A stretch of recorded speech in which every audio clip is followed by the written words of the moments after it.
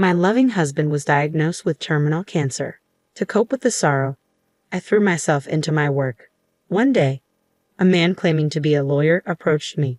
Your husband has submitted a request for $5 million in damages. Are you having an affair while he's sick in the hospital? He asked smugly, presenting photos he claimed were evidence of my infidelity. I was stunned. I have no idea what you're talking about. We've already gathered evidence proving that you're the woman too busy dating to care for her sick husband, the man continued arrogantly. Feeling as if my entire life was being challenged, I decided to take him to my home to show him the truth. Along the way, I discreetly signaled to a middle-aged neighbor. My name is Melissa, and I'm 27 years old. I currently run multiple web media platforms and make a living from it. Sitting in my living room, I muttered to myself as I stared at the computer screen filled with text. What should I do about this? Melissa, let's take a break, my husband Kevin said, coming out of the kitchen and handing me a steaming cup of coffee. Thank you, I smiled at my partner, who sat beside me. Kevin is not just my husband, he's also my work partner. I've always loved writing, so I started as a web writer during college. But after a few months, I hit a wall due to my inexperience. A friend introduced me to another web writer, who would later become my husband Kevin. He taught me everything from writing skills to how to get work. Initially, we were just colleagues, but our relationship gradually deepened. We became indispensable to each other, transitioning from colleagues to beloved partners. After graduating from college, we went into business independently as web writers and started to run and operate web media platforms. Our relationship evolved from partners to a unique family. Now, as a married couple, we work from home and are always together, both for work and in our private lives. When I tell my friends, they ask, "Don't you get tired of being together all the time?" But we find it comfortable, thanks to Kevin's calm and gentle personality. I never doubted that my life with my loving husband would continue forever. One day, prompted by a friend, we decided to go for cancer screenings. We often joked about our good health, but with a friend's relative getting diagnosed with cancer, we thought it was a good time to get checked. As it turned out, I was fine, but Kevin needed further testing. By this point, a sense of unease had already set in. Kevin kept saying, "I'm fine, nothing's going to be wrong," Kevin reassured me, but I couldn't shake off my worry. Then the detailed test results came back. Kevin had cancer. Moreover, the doctor told us it was at an advanced stage because it was detected late. I collapsed right there and then. Kevin had cancer and it was advanced. We'd had yearly checkups and nothing had ever seemed off.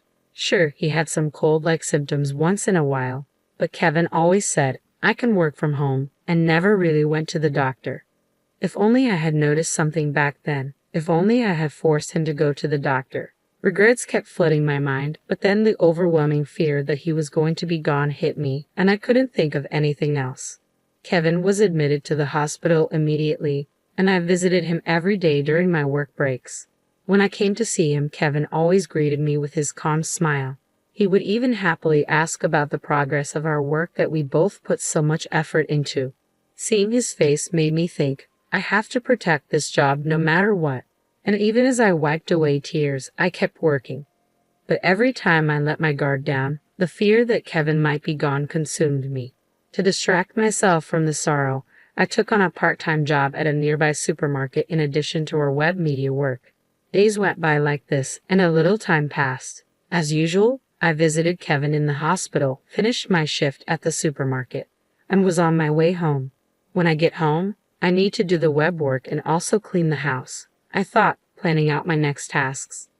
Suddenly, the world in front of me started spinning, and I sat down in a panic. What's happening? I feel sick, I wondered. My vision continued to spin, and cold sweat wouldn't stop. Feeling helpless, I sat there, and suddenly I heard a surprise, "Huh?" A concerned person was hurriedly approaching. A gentle hand was placed on my slumped shoulder, and a kind voice asked, "Are you all right?" Looking up, I saw an unfamiliar middle-aged woman looking at me with concern. "I'm feeling a bit unwell, but I'll be okay," I tried to assure her.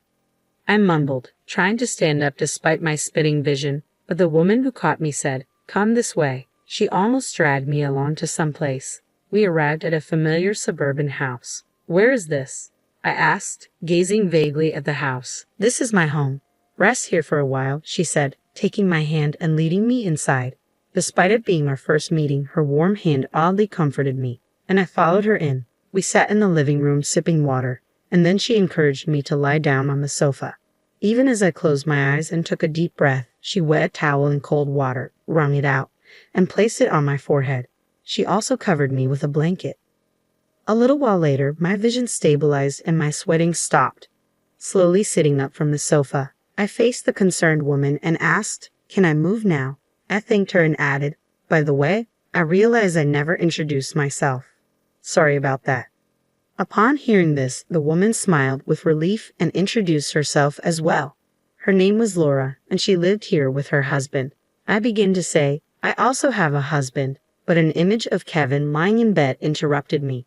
Noticing my hesitation, Laura said, "It's okay if it's hard to talk about it," and asked why I was sitting on the side of the road. "Actually, my husband is sick." I slowly told her about Kevin's illness, which I hadn't even shared with friends, and how I'd been overexerting myself with work to distract from the sadness. Laura held me tightly as I choked up and finally shed tears. "It's hard, isn't it?" she said, crying along with me. Later, I found out that Laura's house was very close to mine. What's more, our house was apparently known in the neighborhood as the wealthy couple's house due to its size. Chuckling to myself, I suddenly remembered.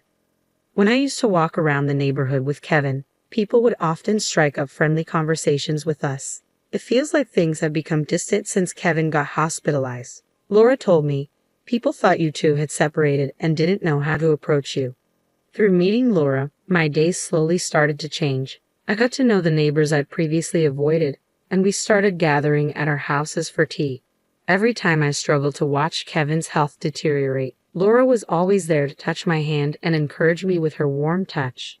Then one day, Kevin received permission for a temporary return home, marking a long-awaited moment. A temporary return home? These words signaled the last moments we'd get to spend with Kevin. I decided to make the most of this time and fill it with smiles. "So, Kevin, now that you're home, is there anything special you want to do?" I asked. The first thing he said was, "I'd like to see Laura." While Kevin was hospitalized, I had told him how Laura and the neighbors had been taking good care of me during my daily visits. To fulfill Kevin's wish, I let Laura know we'd be stopping by on our way. A quick glance at Kevin revealed a certain resolve in his face as he stared straight ahead. We arrived at Laura's, who welcomed us with her ever-present warm smile. She took Kevin's hand and said, "You really are loved," her eyes meeting mine as she smiled. Feeling a bit embarrassed, I told Kevin, "Well, you know," our eyes meeting, his face a mix of laughter and tears.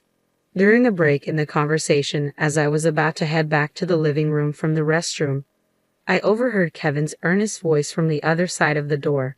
I listened closely and realized he was talking about me. "Please look after Melissa when I'm gone." Hearing those words, I felt a stinging pain at the back of my nose and realized tears were falling. So that's why Kevin wanted to come here.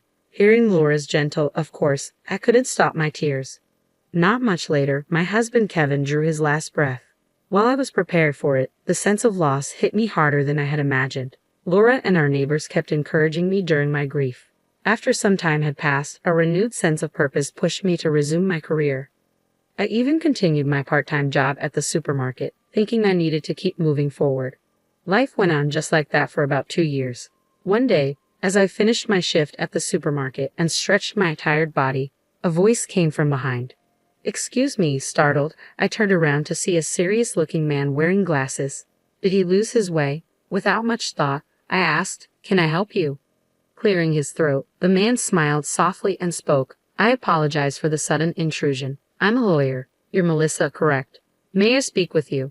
A lawyer? What could he possibly want with me? Though I was puzzled, I agreed to listen. "Sure. You see, your late husband Kevin has left you a settlement of $5 million. I was surprised when the man mentioned Kevin's name, and even more startling was the word settlement, almost causing me to drop the bag I was holding. "What? No, there must be some mistake. Ma'am, we have all the evidence. While your husband was in the hospital, you've been having an affair, haven't you?" The man smirked and pulled out his smartphone, showing me a photo. "What is this?"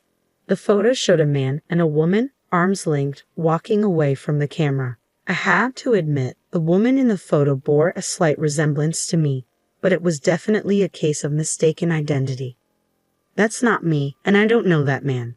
Besides, my husband passed away 2 years ago. I laid out the facts and was about to walk away when the man suddenly raised his voice to stop me. Lies about him being dead won't work. We already know you've been dating around while neglecting your sick husband. I was stunned. I remembered the days when I was rushing to Kevin's hospital every day and working nonstop. What could this guy possibly know about me? I wondered. Isn't it common sense for a real lawyer to offer a business card? Shouldn't he have notified me through documents or a phone call rather than meeting me in person? I shook my tired head and stared at the man. He wasn't going to back down. Realizing we wouldn't reach a conclusion, I decided it would be quicker to just show him. "Please come this way," I said, inviting the man into my home. In hindsight, it was a bold move, but I felt emotionally charged, like he was negating my entire life. As I walked home with the man, I crossed paths with Laura, who was holding a shopping bag. Laura looked surprised but understood something when I raised my palm. She acknowledged and returned the gesture. I opened the front door and ushered the man inside. Clearly thinking he'd successfully manipulated me, the man enthusiastically said, "Let's discuss the paperwork inside." Ignoring him, I led the way to a certain room. "Please come in," I said. It was a room with a memorial altar, pictures of a smiling Kevin from when he was healthy displayed on it. "Wait, he really is dead," the man said, his face pale. "My husband is no longer in this world, so your claim for compensation is simply impossible," I said, adding internally, he would never have done such a thing even if he were alive. Noticing the man claiming to be a lawyer glancing around, he muttered under his breath, "That's not what I heard. This can't be right." He then casually pulled out his mobile phone to check something.